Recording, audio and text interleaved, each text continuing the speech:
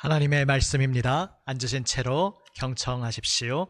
하나님 말씀은 구약 성경 창세기 50장 15절에서 21절 말씀입니다. 구약 성경 81면입니다. 창세기 50장 15절에서 21절 말씀입니다.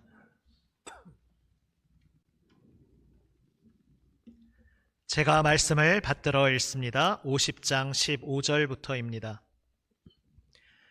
요셉의 형제들이 그들의 아버지가 죽었음을 보고 말하되 요셉이 혹시 우리를 미워하여 우리가 그에게 행한 모든 악을 다 갚지나 아니할까 하고 요셉에게 말을 전하여 이르되 당신의 아버지가 돌아가시기 전에 명령하여 이르시기를 너희는 이같이 요셉에게 이르라.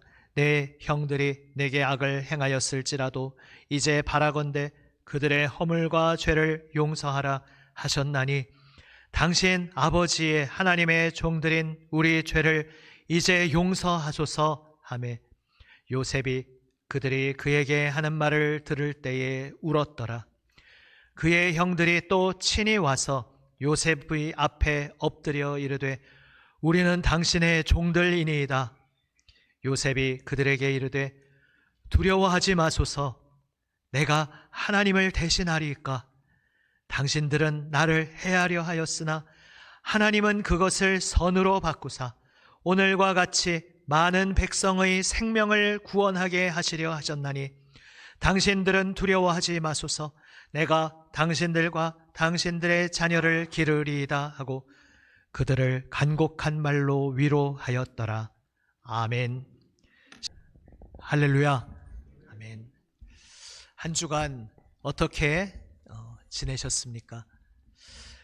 내가 원했던 대로 기대했던 대로 펼쳐지는 삶의 순간이 있었을 수 있고 또 내가 기대하지 않고 예상하지 못했던 그러한 일들을 맞닥뜨린 때도 있으셨을 수 있습니다. 그러나 그 모든 자리에서 우리가 공통적으로 고백하게 되는 것은 나의 삶이 하나님 손안에 있습니다. 주님께서 나를 붙들고 인도하고 계십니다라는 바로 이러한 고백인 줄로 믿습니다. 그 고백으로 오늘도 바로 나를 위해 생명 말씀 예비하셨음을 믿고 그 말씀 앞으로 소망 중에 나아가는, 그리하여 온 마음의 초점을 기울여 말씀 듣고 마음에 새기는 우리 모두가 되시기를 주님의 이름으로 축복합니다. 아멘. 요셉의 이야기입니다. 그리고 창세기 대단원의 막을 내립니다. 창세기는 성경 66권 중 제일 첫 번째 시작을 여는 책입니다. 그래서 이 창세기에 독특한 구조가 있습니다.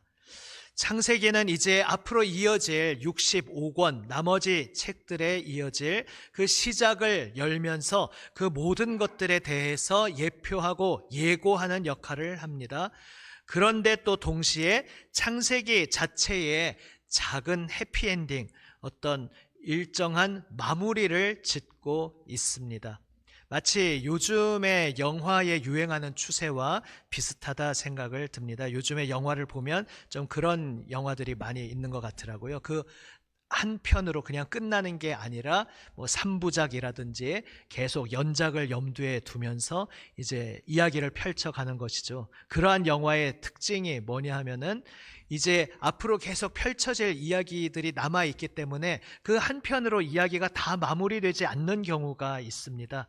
그런데 또 비싼 돈 내고 극장에 와서 일부러 영화 보는 사람들이 실컷 2시간 동안 앉아서 영화를 봤는데 뭐가 마무리가 안 되고 덜 끝나고 마치 연속극 보듯이 다음에 계속 몇 년 후가 될지 모르는데 그러고 그냥 이야기가 끝나면 얼마나 찜찜하겠습니까? 그래서 그런 영화의 경우 두 가지 균형을 잘 맞춰야 됩니다. 앞으로 나올 이야기들을 미리 기대하게 하는 요소들도 뿌려놓지만 또 동시에 그 한편으로도 어느 정도 마무리가 되는 면이 있어야 그래도 그 한편을 보고 극장을 나서면서 좀 마음의 시원함을 느끼게 될 것입니다. 이제 그것을 균형을 잘 맞추면 영화가 보통 흥행을 하곤 합니다. 창세기가 마치 그러한 자리에 있습니다. 창세기는 앞으로 펼쳐지게 될, 그리고 궁극적으로 신약에 와서 완성되게 될 그 모든 이야기들을 예고하고 미리 보여주는 역할을 합니다. 그래서 창세기 자체에서 마무리되지 않습니다. 창세기 오늘 본문에서는 거기까지 읽지 않았지만 창세기 제일 마지막의 이야기가 어떠한 이야기입니까? 이제 요셉이 숨을 거두면서 내가 이제 장사 지내어지지만 특별히 이제 애굽의 이집트의 총리로서 파라오 다음가는 제2의 권력자로서 모든 실질적인 행정의 역할을 감당했던 그는 이제 그 고관 대작으로서 거기에 이집트식으로 미이라 같은 방식으로 이제 장례를 치르게 되죠. 나는 여기 잠시 묻히지만 이제 하나님께서 때가 되면 여러분들을 그 약속하신 땅, 우리의 조상 아브라함에게 약속하셨던 그 약속의 땅 가나안 땅으로 인도하여 주실 것입니다. 그때 나아갈 때에 나를 이곳에 내버려 두지 말고 내 유해를 다시 내 해골을 메고서 그 약속의 땅으로 함께 나아가겠다 약속하시오. 이렇게 유언을 남기고 요셉이 죽는 것으로 창세기 이야기가 마칩니다. 그러니까 창세기는 완결되는 이야기가 아닙니다. 오히려 출애굽기부터 이어지는 새로운 시작의 서막의 역할을 합니다. 그런데 동시에 창세기 자체에 아름다운 마무리가 또한 있습니다. 왜냐하면 그렇게 아름다운 마무리를 지음으로써 장차 궁극적으로 결국은 신약의 예수 그리스도의 때에 와서 하나님께서 어떠한 아름다운 결말을 지으실지, 어떤 완성을 지으실지에 대해서 미리 맛보고 미리 보여주는 역할을, 해피엔딩을 미리 경험하게 하는 그러한 역할을 하고 있기 때문입니다. 바로 그것이 오늘 본문에서 본 이 요셉의 놀라운 모습입니다. 요셉이 사실 다 우리가 평범히 똑같은 평범한 사람인데 너무 말도 안 되는 성인 군자 같지 않습니까? 일찍이 겨우 자기 17살 소년 때에 한참 장성한 성인이었던 형들이 아무리 동생이 미워도 그렇지 뒤통수를 치는 그 정도가 심하지 않았습니까? 말하자면 오늘날식으로 말하면 인신매매단에게 팔아 넘겨버립니다. 원래는 죽이려고 하다가 많이 참아서 죽이지는 않고 인신매매단에 넘겨버리고, 그래서 그 사실은 이제 상인들이죠. 상인들에게 노예로 팔려서 한 번도 가보지 못했던 낯선 땅 애굽 이집트에 도착해서 거기에서 노예살이를 하게 됩니다. 얼마나 가족이, 형제들이 원망스럽고 증오스러울 수 있었겠습니까? 그런데 창세기는 요셉이 그렇게 증오와 원한에 사로잡혀 그것을 동력으로 살아갔다라고 전혀 말하지 않습니다. 결국 나중에 형제들을 다시 만나게 되는데 그 형제들을 품을 뿐만 아니라 결국은 이 이집트의 총리에 오르게 된 요셉을 통해서 그 형제의 가족들만, 그 온 세상을 덮친 기근에서, 가뭄에서 그 가족들만 보호하는 것이 아니라 만방의 모든 족속들이 이 요셉이 미리 하나님의 말씀에 따라 잘 대비해 둔 덕분에 그 기근과 가뭄에서 생명을 보존받게 되는 놀라운 일이 일어납니다. 이것은 일찍이 아브라함에게 약속하신 바 너의 자손을 통해 천하 만민이 복을 받게 될 것이라는 그 말씀을 실제로 체험하는 장면이었습니다. 물론 그 궁극적인 성취는 예수 그리스도에게서 이루어집니다. 신약에 가서 이루어지는 일이지만 그것을 창세기에서 하나의 작은 아름다운 마무리로 완결로서 바로 요셉을 통해 요셉의 가족, 자신을 죽이려고 했던 그 원수 같은 가족들이지만 그들을 용서하고 품에 안음으로써 가족들의 구원자가 되고 온 세상의 구원자가 되었다 이야기하면서 아름다운 마무리를 짓고 있습니다. 창세기의 시작과 상응하면서 아름다운 마무리를 짓는 면이 또 있습니다. 오늘 본문에서 형들이 두려워하며 요셉에게 와서 싹싹 말하자면 빕니다. 왜냐하면 아버지가 살아계시는 동안에는, 아버지 야곱이 살아있는 동안에는 그래도 아버지의 면을 봐서 자기들을 건드리지 않았지만 이제 아버지가 돌아가셨으니까 사실 자신들도 자신들이 요셉에게 얼마나 모진 악한 행동을 했는지 알고 있으니까, 그래서 아버지가 돌아가셨으니까 이제는 요셉이 참지 않고 우리에게 복수하지 않을까, 요셉에게 지금 애굽의 총리의 힘이 있으니까 무슨 일인들 못하겠습니까? 두려워하면서 먼저 메시지를 보내서 아버지의 유언을 거론하기도 하고 나중에는 또 직접 와서 엎드리면서 우리가 당신의 종입니다 말하고 제발 용서해 달라고 살려만 달라고 빕니다. 그 말을 들으면서 요셉이 웁니다. 그 형들의 불안에 사로잡혀 있는 그 안타까운 모습을 보면서 나를 오해하지 마십시오 이야기합니다. 내가 하나님을 대신하겠습니까? 이야기합니다. 내가 하나님을 대신하겠습니까? 무슨 이야기입니까? 나는 재판장이 아닙니다. 우리가 어떤 악을 짓거나 죄를 지은 것에 대해서 하나님께서 벌하실 것이고 또 회개하며 주님의 자비를 구하는 자에게는 하나님께서 선하신 뜻을 따라 긍휼과 용서를 베푸실 수 있지만 어쨌든 벌하시든지 긍휼을 베푸시든지 그 모든 것은 선악을 판단하시는 재판장의 권한을 유일하게 가지고 계시는 하나님께 속한 것이지 나는 하나님이 아닌데 내가 어찌 형님들 여러분을 심판하고 정죄하겠습니까? 나는 그럴 권한이 없습니다 라고 이야기하면서 내가 하나님을 대신하겠습니까? 이야기합니다. 바로 이것은 정확히 창세기를 시작할 때의 어떤 사건과 대칭되고 반대되는 장면입니까? 첫사람 아담과 하와는 선악을 알게 하는 나무의 열매를 따먹습니다. 왜냐하면 갑툭튀 갑자기 나타난 뱀이 야 이거 따먹으면 하나님처럼 될 거야. 하나님이 거짓말한 거야. 이렇게 말할 때에 하나님 말씀을 의심하고 불신하고 갑자기 튀어나온 뱀의 말을 듣고서 그 열매를 따먹어 버립니다. 선악을 알게 될 거야.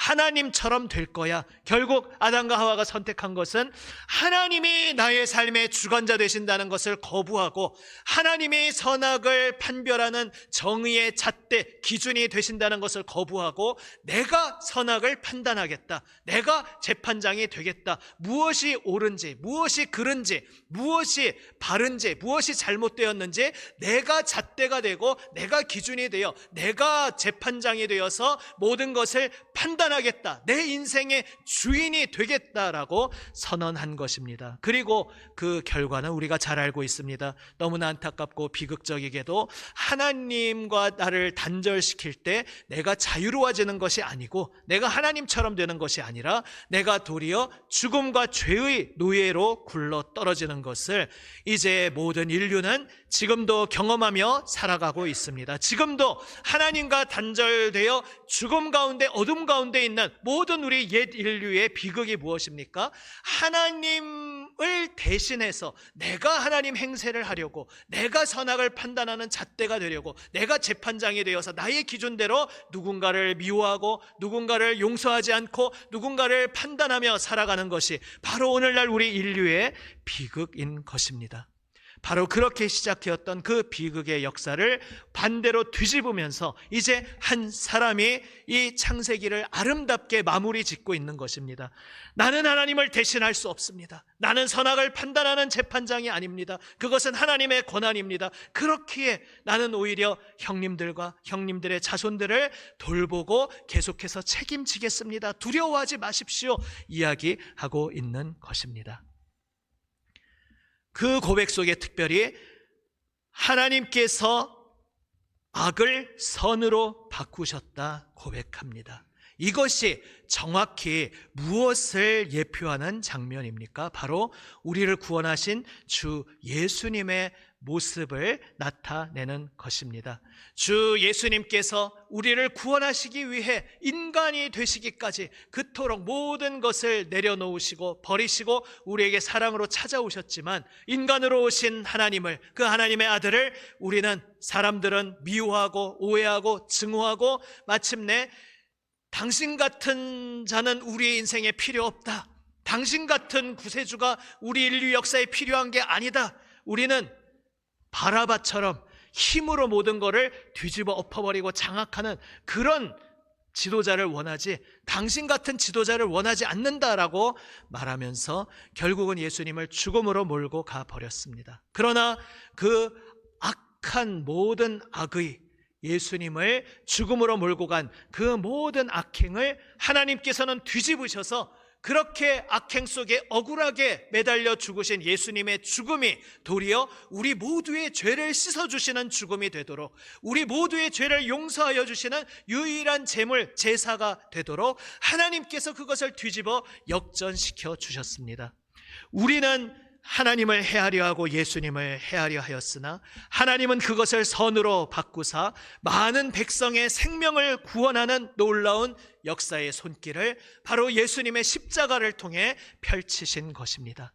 장차 신약에서 예수님께서 이루실 그 궁극적 구원의 역사를 이 창세기에서 작은 아름다운 마무리를 지으며 요셉을 통해 하나님께서 보여주고 계신 것입니다. 바로 요셉의 인생은 이렇게 예수님, 구세주 되시는 예수님을 미리 모형적으로 보여주는 것이었기 때문에 요셉의 인생이 보여주는 메시지는 앞서 지난주에 보았던 야곱이 보여준 인생의 메시지와는 참 다릅니다. 그리고 그 야곱 인생의 메시지와 요셉 인생의 메시지가 구약 성경, 물론 신약까지도 결국 이어집니다. 구약 성경의 큰 두 축을 이루는 두 가지 중요한 메시지와 각각 연결되어 있습니다. 구약 성경에서 중요한 한 축의 메시지는 하나님께서 우리를 거룩한 길로 걷도록 부르셨는데 하나님의 택함받은 백성조차 그 하나님의 말씀을 거역하고 불순종하고 자기 마음대로 자기 뜻대로 살기로 함으로써 결국 하나님의 심판을 받게 된다는 이야기입니다. 물론 그 심판으로 그냥 영원히 멸망당해도 마땅한 존재들이지만 하나님께서 긍휼과 자비로 다시 그 심판 후에 구원의 새 길을 열어주신다는 메시지로 물론 이어집니다. 그래서 구약 성경의 한 축은 우리가 고통과 어려움 속에 있을 때 나의 죄악을 돌아보고 회개하라는 메시지로 가득 차 있습니다. 그런데 또 하나의 축이 있습니다. 꼭 내가 어려움 당할 때 내가 무슨 죄를 지어서 그 죄에 대해서 1대1로 하나님이 대응시켜서 반드시 어려움을 주시는 것이 아니라는 것입니다. 때로는 나의 어떤 잘못과 관계없이 그냥 고난이 나에게 닥쳐올 수 있습니다. 물론 우리가 완벽한 사람이 없기에 다 죄인이지만 죄가 없다는 이야기가, 죄가 없다는 말이 아니라 내가 지금 어떤 어려움을 당하는데 이 어려움이 내가 이런 잘못을 해서 이런 죄를 지어서 벌을 받는 것이구나, 이런 것이 아니라 그냥 내가 알 수 없는 어떤 하나님의 크신 뜻 안에서 고난의 시간을 통과해야 하는, 연단의 시간을 지나야 하는 때가 있습니다. 그것이 이제 포로로 끌려가게 되는 이스라엘 백성들, 나중에 장차 메시아가 다시 오실 때를 기다리면서 다니엘과 같은 그 묵시 문학이라든지 그러한 것에서 집중적으로 많이 나옵니다. 혹은 다윗의 시편 같은 본문에서 그러한 주제들이 나오고 엘리야의 이야기에도 그 두 가지 주제가 함께 들어있음을 보게 됩니다. 엘리야가 이세벨로부터 위협을 받고 도주하게 되는 것은 엘리야가 무슨 죄를 지어서 형벌을 받는 자리가 아니라 그냥 하나님의 백성으로서, 하나님의 일꾼으로서 이 세상 살아갈 때에 하나님을 대적하는 이 세상 속에서 고난을 당하는 일이 있다는 것입니다. 그것에 대해서 내가 이해할 수 없고 의미도 알 수 없는 그 고난 속에서 낙심하지 말고 소망 중에 주님만을 더욱 바라보라는 그 메시지가 시편의 엘리야의 이야기에 또 묵시문학에 담겨 있습니다. 그리고 그 구약의 그 또 다른 그 중요한 한 축을 대표적으로 나타내는 것이 바로 요셉의 인생입니다. 내 마음대로 하다가 완전히 깨져서 결국 하나님 앞에 항복하게 된다는 그러한 죄와 회개에 대한 주제를 야곱의 인생이 보여준다면, 내 죄와 상관없이 내 삶에 고난이 밀려올 수 있는데 그 속에서 낙심하지 않고 의심하지 않고 헷갈려하지 않고 더욱더 주님만을 확신 가운데 소망 중에 붙잡고 인내하며 소망하며 믿음으로 이 길을 걸어가라는 하나님의 위로의 메시지, 격려의 메시지가 또 다른 성경의 중요한 축인데 바로 요셉의 인생이 그것을 보여주고 있습니다. 그래서 사실 요셉도 실제로 들여다보면 어찌 흠결이 없었겠습니까? 약점이 없었겠습니까? 그런데 성경 창세기는 요셉의 흠결에 대해서는 관심을 두지 않고 전혀 초점을 맞추지 않습니다. 오히려 요셉을 완전 무결한 인간처럼 다루고 있습니다. 요셉의 흠은 하나도 나오지 않습니다. 혹자는 이제 처음 요셉의 17살 처음 등장하는 그 장면을 보면서 형들을 아버지에게 고자질하는 장면을 보고서 이제 그것이 요셉의 나쁜 점이라고 오해하실 수가 있는데, 창세기에서는 그 장면을 요셉의 어떤 나쁜 점이라고 그리고 있는 것이 아니라 오히려 형들이 아버지의 눈을 피해서 온갖 비리와 게으름과 죄악을 저지르고 있는데, 오직 요셉만이 정의롭게 아버지의 뜻에 순종하여서 그 잘못된 것들을 아버지께 고하는 일종의 이제 정의로운 내부 고발자와 같은 모습으로 그리고 있는 것입니다.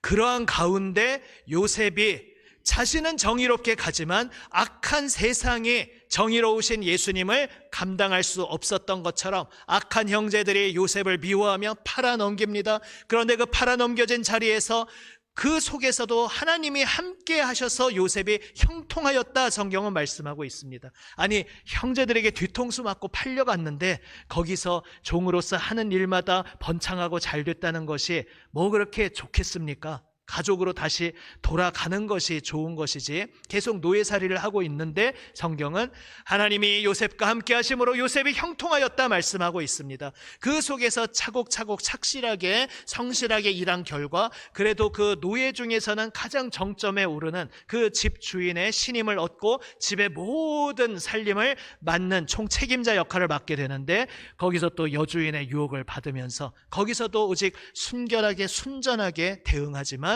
오히려 순전한 의인의 인생을 이 악한 세상은 모함하고 성범죄자로 누명을 씌워서 감옥에 가둬버립니다.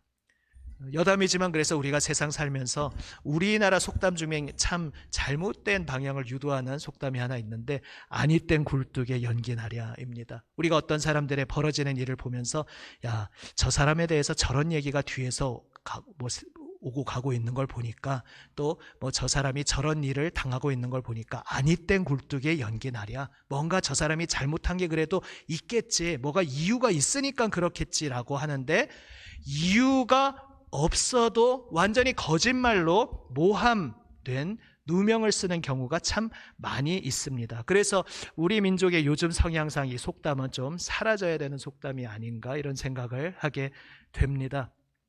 요셉은 그야말로 완전히 억울한 누명을 쓰고 저 감옥 밑바닥에 갇힙니다. 그런데 거기서도 또 성경은 말씀합니다.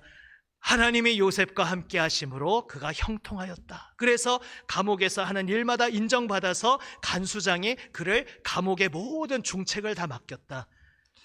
이런 형통을 원하십니까? 아니, 감옥에서 누명 벗고 빨리 풀려나야지.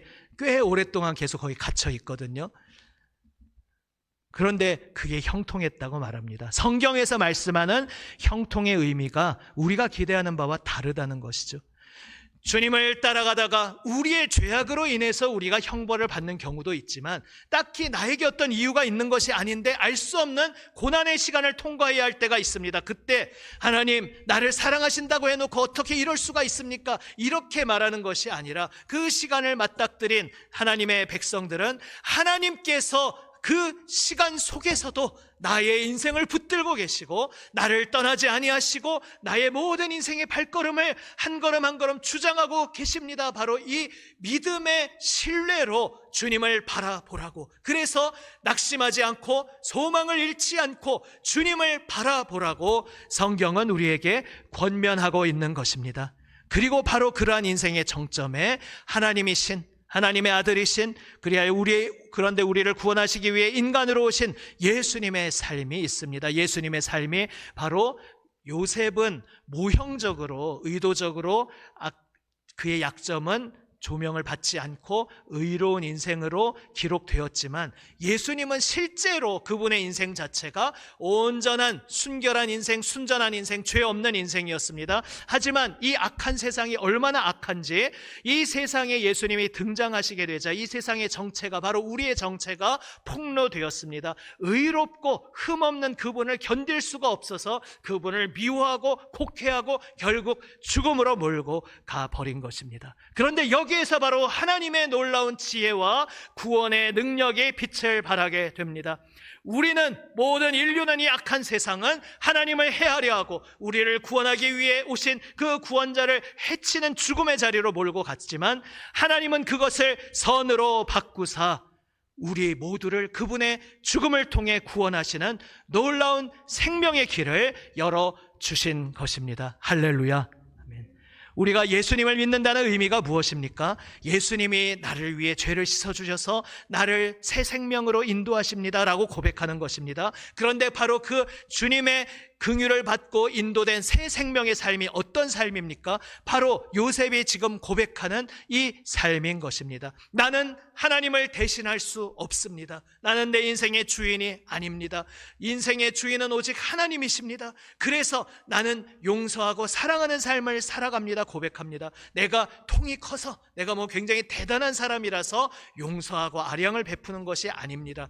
용서한다는 것은 이미 내가 용서의 열쇠를, 권한을 쥐고 있는데 가만히 보니까 좀 내 마음이 누그러져서 할만해서 내가 용서의 권한을 베풀어 주겠노라, 이런 것이 아닙니다. 성경에서 말씀하는 용서한다는 의미는 내가 정죄하고 혹은 정죄하지 않고 이런 권한 자체가 나에게 없기에 오직 그 권한은 하나님께만 있고, 그 하나님의 모든 사명을 받아서 자신을 제물로 바치며 자신을 죽음으로 들이신 그 예수님께만 모든 권한이 있다는 것을 고백하면서 나는 하나님을 대신할 수 없습니다 고백하고, 그러하기에 예수님을 따라 사랑의 삶을 살아가는, 그러하기에 예수님을 따라 용서하고 용납하는 삶을 살아가는, 바로 그것이 그리스도인의 성도의 삶이라 성경은 말씀하고 있는 것입니다. 예수님조차 하나님이신, 창조주이신 분이지만 인간으로 오신 그 입장에서는 나는 너희를 심판하기 위해 온 것이 아니다, 오히려 나는 나의 생명을 바쳐 이 온 세상을 구원으로 인도하기 위해, 구원과 용서를 위해, 생명을 위해 온 것이라 말씀하셨습니다. 우리가 예수님을 나의 구주요 주님으로 믿는다는 것은, 우리가 성도로서 그리스도인으로서 살아간다는 것은 바로 이러한 예수님의 고백에 함께하는 것입니다. 나는 하나님을 대신할 수 없습니다. 나에게는 정죄할 권한이 없습니다. 오직 하나님께서 모든 것을 심판하시고, 그런데 그 하나님께서는 우리를 심판하여 멸망시키기를 기뻐하시지 않으시고 그 아들의 생명까지 내어주시며, 그 아들의 생명에 의지하기만 하면 하나님의 용서를 받고 새로운 생명을 얻게 하셨으니, 그 용서받은, 그 사랑받은 나는 하나님의 사랑과 용서의 품에 안겨서 또 다른 사람을 용서하고 사랑해 주시는 그 주님의 발자취를 그저 따를 뿐입니다. 바로 이러한 고백으로 우리는 사랑하는 삶, 용서하는 삶을 예수님을 따르며 살아가는 것입니다. 주님의 사랑받는 여러분, 우리는 예수님의 놀라운 그 생명의 길로 부름 받은 것입니다. 예수님을 믿는다는 것, 하나님을 믿는다는 것은 하나님의 이름을 빙자해서 하나님의 능력을 무슨 무기처럼 휘두르면서 이 세상에서 군림하든지 이 세상에서 하나님의 이름으로 무엇을 깽판치는 그런 것이 아닙니다. 성경에서 말씀하는 영적 전투는 바로 내가 죽는 영적 전투입니다. 예수님께서 자신을 주장하지 않으시고 죽음으로써 그것을, 이 세상 모든 자신을 죽음으로 몰고 간 악의를 오히려 다 뒤집어서 구원의 길로 활짝 열어주시며 용서의 손길을 베푸시듯이, 우리도 주 예수님을 믿는 그 길, 영적 전투의 길, 예수님을 따르는 제자의 길은 사랑하며 내가 죽고 섬김으로써, 내가 내 힘으로 내가 죽는다, 내가 섬긴다, 이게 아니라 사랑으로 섬기시는 예수님을 그저 보면서 예수님을 따라가는 것입니다. 그래서 내 힘으로 사랑하고 용서하는 것이 아니기 때문에 날마다 우리가 주님을 새롭게 보는 것이 중요합니다. 우리가 오늘 이 예배의 자리에 모여서 말씀을 듣는 의미가 바로 그것입니다. 우리가 삶 속에서 분주하게 살아가다 보면 내 삶의 자리에 예수님이 살아계시고 함께 계시다는 것을 또 잊어버리고 보지 못하게 되는데, 다시 예배의 자리, 말씀의 자리에 엎드리면서 나의 삶의 현장에 나아가서 거기서 발 씻어주고 계시는 예수님, 정말 용서할 수 없는 사람들인데 용서하시고 사랑으로 섬기시는 그 예수님을 내 믿음의 눈으로 생생히 보면서 내가 내 힘으로 사랑하고 용서해 주는 게 아니라 그렇게 그들을 품고 용서하고 사랑하시는 주님을 내 믿음의 눈으로 다시 발견하면서 그저 겸손히 묵묵히 주님의 뒤를 따르는 것이 바로 우리가 예수 믿는 사람으로 살아간다는 의미인 것입니다.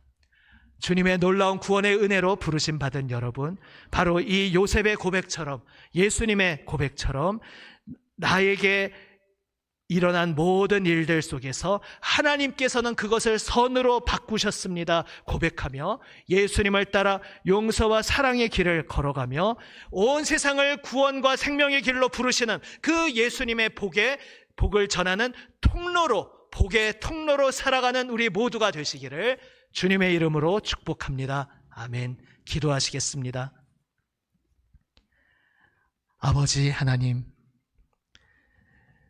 자신을 죽음으로 몰고 가는 그 모든 악의와 살의와 거짓을 다 품에 끌어안으시고 그 모든 이들을 대신하여 죽으심으로 주여 악을 선으로 바꾸시고 온 세상을 생명길로 인도하시는 주 예수님의 은혜에 감사드립니다.